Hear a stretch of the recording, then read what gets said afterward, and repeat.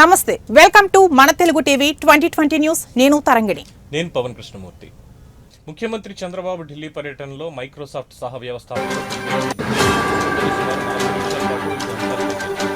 ఆంధ్రప్రదేశ్ పురోగతికి వీకేస్తున్న సమయంలో చంద్రబాబు చంద్రబాబు ఎక్స్వేదికగా వెల్లడించారు.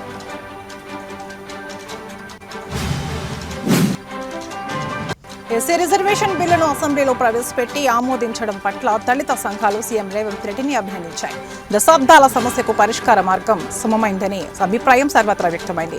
సుప్రీంకోర్టు తీర్పు ఇచ్చిన గంటల వ్యవధిలోని తెలంగాణ అసెంబ్లీలో తీర్మానం చేసి వర్గీకరణ ప్రక్రియను త్వరితగతిన పూర్తి చేశామన్నారు. సున్నితమైన సమస్యను పరిష్కరించేందుకు అన్ని వర్గాల నుంచి సానుకూలత లభించడంతో ఎక్కడా వ్యతిరేకత లేకుండా ఏకగ్రీవం ఆమోదానికి సహకరించిన అందరికీ సీఎం రేవంత్ రెడ్డి కృతజ్ఞతలు తెలిపారు.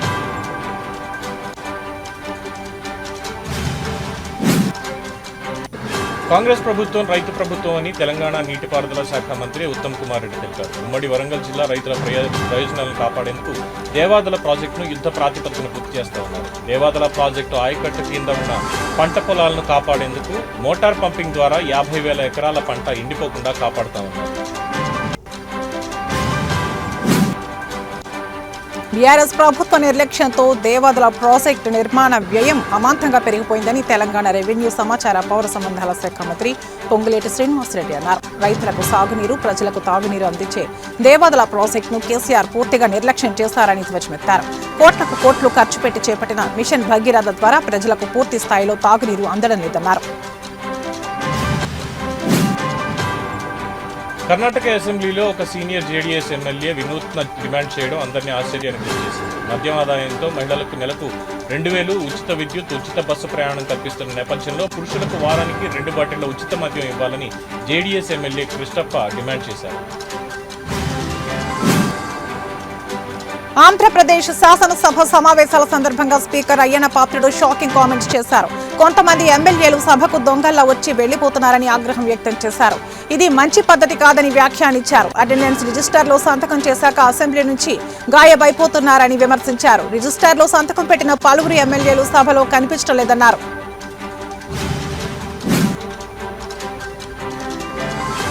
తెలంగాణ అసెంబ్లీ ఎన్నికల్లో బీఆర్ఎస్ ఓటమి తర్వాత కేసీఆర్ ఫామ్ హౌస్ కే పరిమితమైన విషయం విదితమే. గజ్వేల్ నుంచి ఎమ్మెల్యేగా ఎన్నికైనప్పటి నుంచి అటు నియోజకవర్గానికి కానీ ఇటు అసెంబ్లీకి కానీ వెళ్లడం లేదు. ఈ విషయంపై బీజేపీ, కాంగ్రెస్ పార్టీ గజ్వేల్ నేతలు వేర్వేరుగా నిరసన ప్రదర్శన చేశారు. గజ్వేల్లోని కేసీఆర్ క్యాంప్ ఆఫీస్ ముందు బైఠాయించారు. ఆఫీస్ గేటుకు టూలెట్ బోర్డు తగిలించారు. ఆంధ్రప్రదేశ్ రాజకీయాలు మరోసారి వేడెక్కాయి. పేర్ల రాజకీయం తెరపైకి రావడంతో ఏపీలో పొలిటికల్ హీట్ పెరిగింది. ఇటీవల జరిగిన ఏపీ కేబినెట్ భేటీలో వైఎస్ఆర్ జిల్లా పేరును మార్చుతూ ఏపీ ప్రభుత్వం నిర్ణయం తీసుకున్న సంగతి తెలిసిందే. వైఎస్ఆర్ జిల్లా పేరును వైఎస్ఆర్ కడప జిల్లాగా మారుస్తూ ఏపీ కేబినెట్ నిర్ణయం తీసుకుంది. అలాగే కృష్ణా జిల్లాలోని వైఎస్ఆర్ తాడిగడప మున్సిపాలిటీ పేరును కూడా మార్చుతూ నిర్ణయం తీసుకున్నారు. ఐఎన్టీఆర్ మాజీ కమిషనర్ తుమ్మా విజయ్ కుమార్ రెడ్డికి ఏసీబీ నోటీసులు జారీ చేసింది. గత ప్రభుత్వ హయాంలో ఆయన జగన్ మీడియా, వైసీపీ అనుకూల మీడియా సంస్థలకి నిబంధనలకు విరుద్ధంగా 100 కోట్ల రూపాయల ప్రకటనలు ఇచ్చి ప్రభుత్వ ధనాన్ని దుర్వినియోగం చేశారనే ఆరోపణలు ఉన్నాయి. ఈ వ్యవహారంపై కూటమి ప్రభుత్వం అధికారంలోకి వచ్చిన తర్వాత విజిలెన్స్ ఎన్ఫోర్స్మెంట్ విచారణకు ఆదేశించింది. విద్యార్థుల కోలాహలం, రాజకీయ సినీ ప్రముఖుల సందడితో మల్లారెడ్డి విద్యాసంస్థల వార్షికోత్సవ వేడుకలు ఘనంగా జరిగాయి. మల్లారెడ్డి విశ్వవిద్యాపీఠ యొక్క వార్షిక ఏకత్వ దినోత్సవ వేడుకకు సినీ హీరో విజయ్ దేవరకొండ ముఖ్య అతిథిగా హాజరయ్యారు. సూరారంలోని మల్లారెడ్డి క్రికెట్ గ్రౌండ్ లో మల్లారెడ్డి యూనివర్సిటీ వార్షికోత్సవ వేడుక ఘనంగా నిర్వహించారు. కాంగ్రెస్ నాయకులు మాటల గారడితో ప్రజలను నమ్మిస్తున్నారని బీజేపీ నేత రాము యాదవ్ అన్నారు. కేంద్ర ప్రభుత్వం ప్రవేశపెట్టిన బడ్జెట్లో ఉన్న కొన్ని పథకాల పేర్లు మార్చి ఇది మా బడ్జెట్ అని చెప్తున్న కాంగ్రెస్ పార్టీని చూస్తే నవ్వొస్తోందన్నారు. బీసీలకు పెద్దపీట వేయాలని బీజేపీ ప్రభుత్వ లక్ష్యమన్నారు. అసెంబ్లీలో బిల్లు ప్రవేశపెట్టి ఆమోదం తెలిపి కాంగ్రెస్ పార్టీ సంబరాలు చేసుకోవడం విడ్డూరంగా ఉందన్నారు.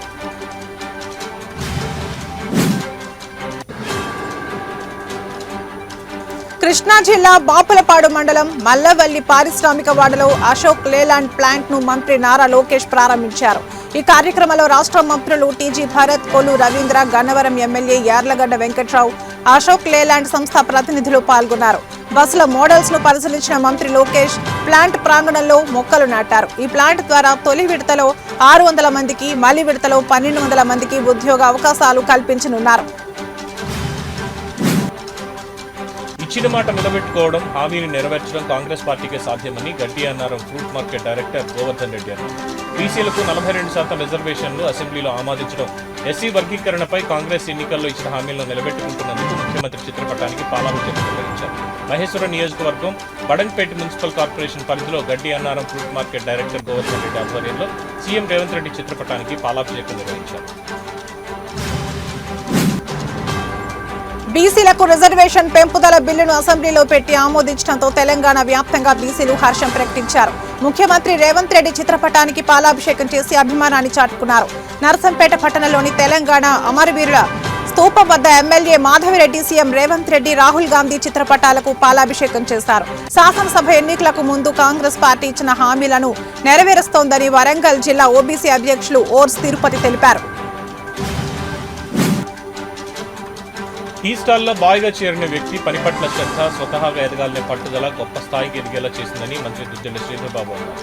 మాదాపూర్ ఐటీ కారిడార్లో నిలోఫర్ కేఫ్ను ఆయన ప్రారంభించారు. నిలోఫర్ కేఫ్ యజమాని బాబురావు ఎదుగుదలను యువత స్ఫూర్తిగా తీసుకోవాలన్నారు. టీ కొట్లో పనికి చేరిన కుర్రాడు అదే సంస్థకు యజమానిగా మారి తన వ్యాపారాన్ని దశలవారీగా విస్తరించి ఒక బ్రాండ్ క్రియేట్ చేయడం అభినందనీయమని మంత్రి శ్రీధర్బాబు అభిప్రాయం వ్యక్తం చేశారు.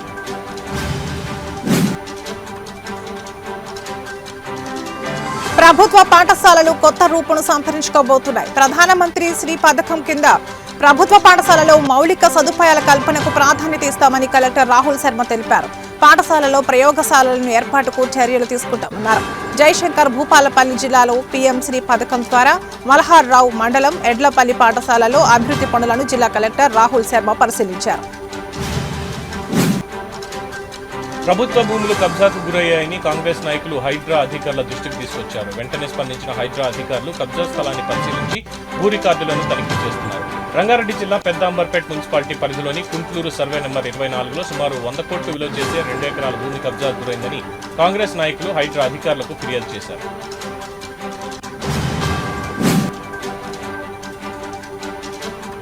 దివ్యాంగ విద్యార్థులు ఆత్మవిశ్వాసంతో ఉంటే జీవితంలో అద్భుత ఫలితాలు సాధించవచ్చు అని జిల్లా కలెక్టర్ ఆశీష్ సాంగ్వాన్ పేర్కొన్నారు. కామారెడ్డి జిల్లా భారతీయ దివ్యాంగుల పంపిణీ సంస్థ ఆధ్వర్యంలో జరిగిన జిల్లా స్థాయి దివ్యాంగ విద్యార్థులకు ఉపకరణాలు పంపిణీ శిబిరాన్ని స్థానిక ప్రభుత్వ బాలుర ఉన్నత పాఠశాల కలెక్టర్ ప్రారంభించారు. దివ్యాంగులను వారి తల్లిదండ్రులు, ఉపాధ్యాయులు ఎప్పటికప్పుడు వెన్నుతట్టి ప్రోత్సహిస్తూ వాళ్లలో ఆత్మవిశ్వాసాన్ని నింపాలన్నారు. విద్యార్థులు ప్రణాళికాబద్ధంగా చదువుకుని 10వ తరగతి పరీక్షలు రాయాలని పెద్దపల్లి డిప్యూటీ కమిషనర్ పుల్ల కరుణాకర్ సూచించారు. పెద్దపల్లి జిల్లా ఓదెల మండలంలోని వివిధ పాఠశాలల్లో 10వ తరగతి చదువుతున్న విద్యార్థులకు పోలీసులు మీకోసం పేరుతో కార్యక్రమం నిర్వహించారు. ఈ కార్యక్రమంలో 315 మందికి ఎగ్జామ్ ప్యాడ్, కాంపౌండ్ బాక్స్, పెన్నులను, కిట్ను కానుకగా అందించారు.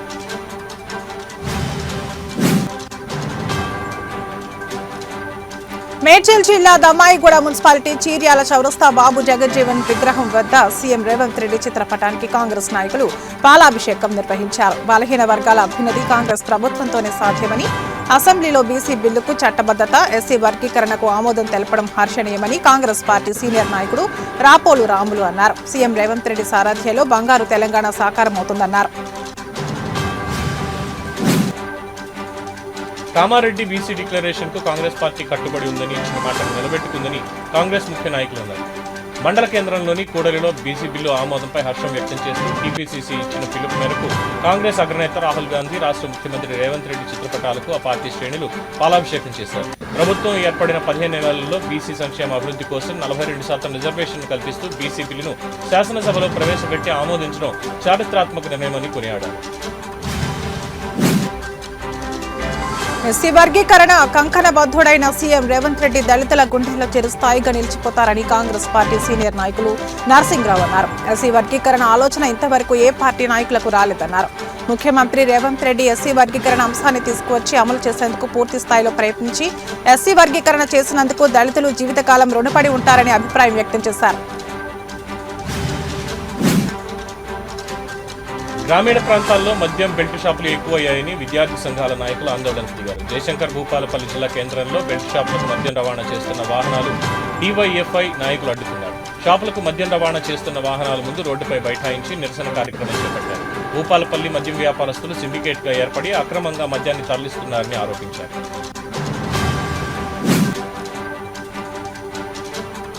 బెట్టింగ్ యాప్స్ ప్రమోషన్ వ్యవహారంలో దర్యాప్తు కొనసాగుతుంది. బెట్టింగ్ యాప్స్ ప్రమోట్ చేసిన 11 మంది సెలబ్రిటీలు, సోషల్ మీడియా ఇన్ఫ్లుయెన్సర్లపై పంజాగుట్ట పోలీసులు ఇప్పటికే కేసు నమోదు చేసి విచారణకు రావాల్సిందిగా నోటీసులు పంపించారు. పోలీసుల నోటీసుల నేపథ్యంలో నటి విష్ణుప్రియ పంజాగుట్ట పిఎస్కు విచారణకు హాజరయ్యారు.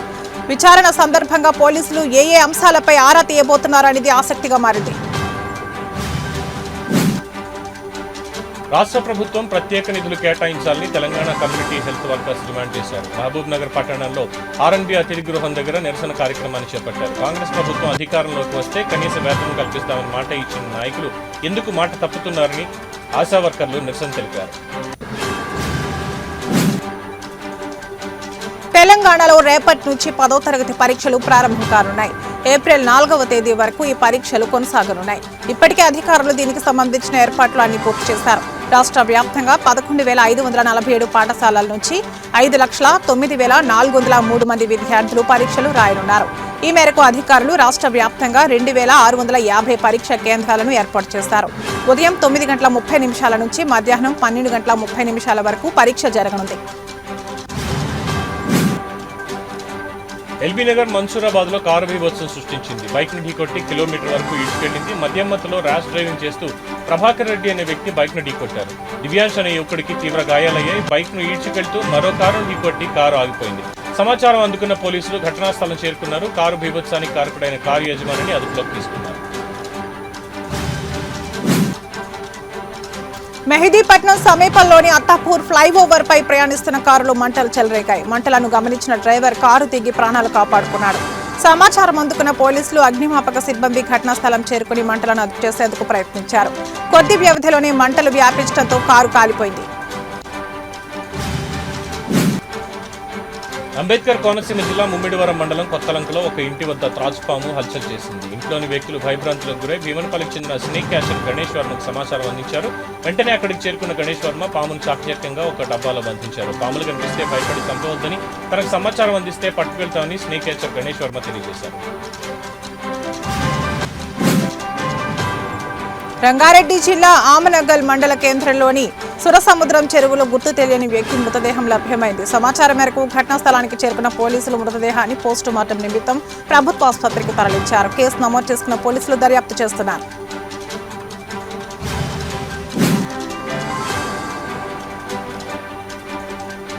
కామారెడ్డి జిల్లా బాన్సువాడ నియోజకవర్గంలోని దుర్గి గ్రామ శివారులో అక్రమ వెంచర్లకు అడ్డు లేకుండా పోతోంది. గ్రామాల్లో ఫిర్యాదు చేసిన వాటిపై చర్యలు తీసుకోకపోవడం విస్మయానికి గురిచేస్తోంది. బనవాయిపల్లి గ్రామానికి వెళ్లే దారిలో నూతనంగా ఉన్న వెంచర్లు ఏర్పడగా వెంచర్లను ప్రభుత్వ నియమ నిబంధనలకు విరుద్ధంగా ఉన్నాయని గ్రామాల్లో విమర్శలు వినిపిస్తున్నాయి. దీనిపై సంబంధిత శాఖాధికారులు నిమ్మకు నీరెత్తినట్టు వ్యవహరిస్తున్నారని గ్రామస్తులు మండిపడుతున్నారు.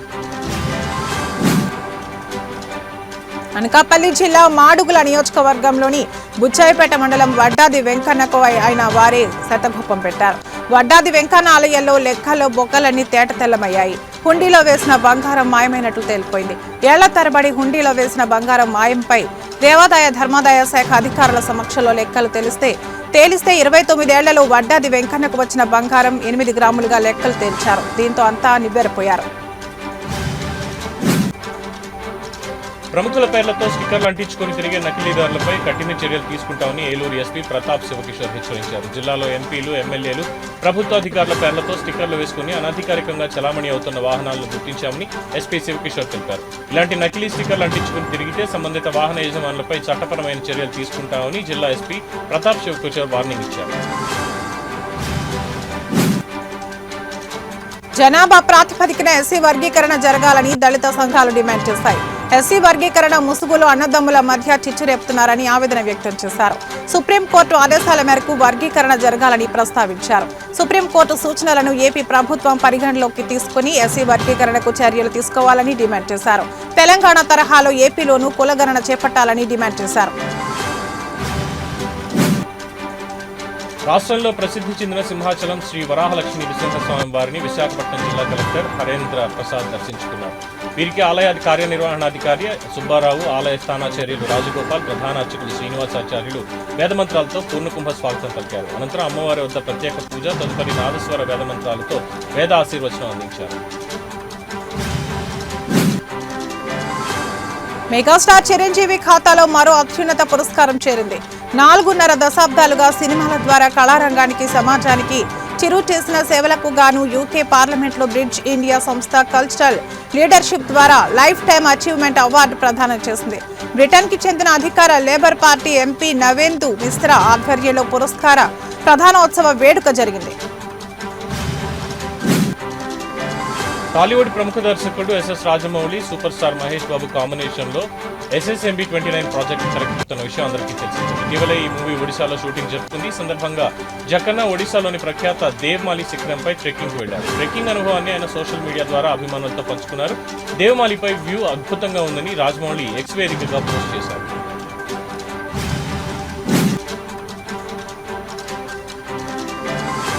ఇస్రో మాజీ సీఎస్ సోమనాథ్ కు ఏపీ ప్రభుత్వం కీలక బాధ్యతలను అప్పగించింది. రాష్ట్ర స్పేస్ టెక్నాలజీ గౌరవ సలహాదారునిగా నియమించింది. పరిశ్రమలు, పరిశోధనలు, smart cities, disaster management, satellites, remote sensing, communication టెక్నాలజీపై సలహాలు ఇవ్వాలని కోరింది. అదేవిధంగా Andhra Pradesh forensic science lab adviser గా కేపీసీ గాంధీని నియమించింది. వీరందరూ కేబినెట్ హోదాలో 2 ఏళ్ల పాటు కొనసాగుతారని ఆ ఉత్తర్వులలో పేర్కొన్నారు. ఛత్తీస్గఢ్ రాష్ట్రంలోని బీజాపూర్ దంతెవాడ సరిహద్దుల్లో మరోసారి కాల్పులు కలకలం రేపాయి. తెల్లవారుజాము నుంచి గంగలూరు పరిధిలోని ఆంధ్రీ అడవుల్లో మావోయిస్టులు, భద్రతా దళాలకు మధ్య భీకరంగా ఎదురు కాల్పులు కొనసాగుతున్నట్టు సమాచారం. ఈ కాల్పుల్లో పలువురు మావోయిస్టులు మృతి చెందినట్లు ప్రాథమికంగా తెలుస్తోంది. హైదరాబాద్ క్రికెట్ అసోసియేషన్ నిధుల దుర్వినియోగంపై ఎన్ఫోర్స్మెంట్ డైరెక్టరేట్ దర్యాప్తు ముమ్మరంగా కొనసాగుతోంది. హెచ్సీఏ నిధుల అక్రమ లావాదేవీలకు సంబంధించి ఈడీ తాజాగా కొన్ని కీలక విషయాలను వెలుగులోకి తెచ్చింది.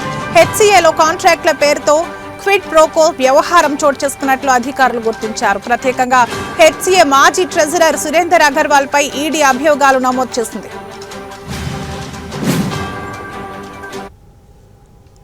ఇవి ఇప్పటివరకు ఉన్న 2020 అప్డేట్స్. కీప్ వాచింగ్ మన తెలుగు టీవీ.